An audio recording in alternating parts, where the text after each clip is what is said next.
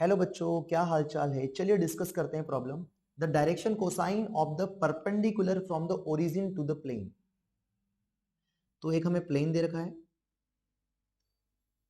ये हमें प्लेन दे रखा है, ये हमारा प्लेन का नॉर्मल वेक्टर है। तो नॉर्मल वेक्टर क्या होता है, एक्स वाई जेड के जो कोएफिशिएंट्स होते हैं वही नॉर्मल वेक्टर के डायरेक्शन रेशियोज होते हैं। तो 2 3 -1 5, सॉरी 3 -4, 3 -1 4, ये हो गया हमारा प्लेन के नॉर्मल वेक्टर्स के direction ratios.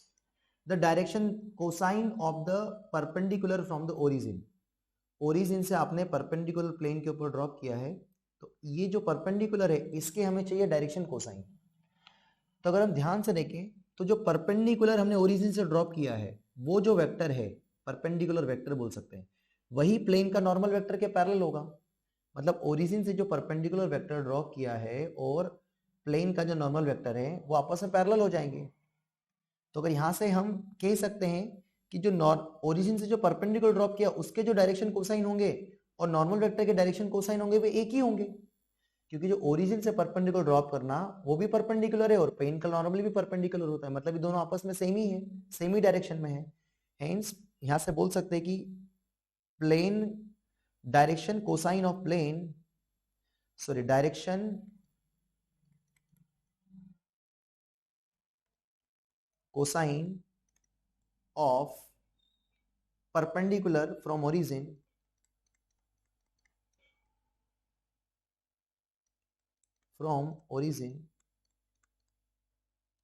is equals to be direction cosine of, या डीआर बोल सकते हैं इसको, डायरेक्शन डीआर, डायरेक्शन डीसीस है ना, DC direction cosine of normal vector. तो नॉर्मल वेक्टर क्या है हमारे पास, 3, -1, 4, ये हमारे पास नॉर्मल वेक्टर है। तो इसका मॉड कितना आ जाएगा, इसका मॉड आ जाएगा √ऑफ 3 का स्क्वायर 9, -1 का स्क्वायर 1 और 4 का स्क्वायर 16। तो अगर टोटल कैलकुलेट करेंगे तो ये आ जाएगा मेरे ख्याल से 26।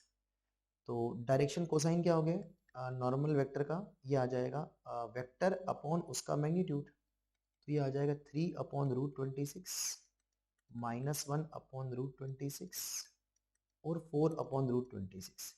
तो अगर ऐसा हम ध्यान से देखेंगे तो ऑप्शन सी में मैच हो रहा है। तो इस क्वेश्चन का जो एग्जैक्ट सही आंसर होगा ऑप्शन नंबर सी होगा। आई होप आपको बहुत अच्छे समझ आया होगा। Thank you.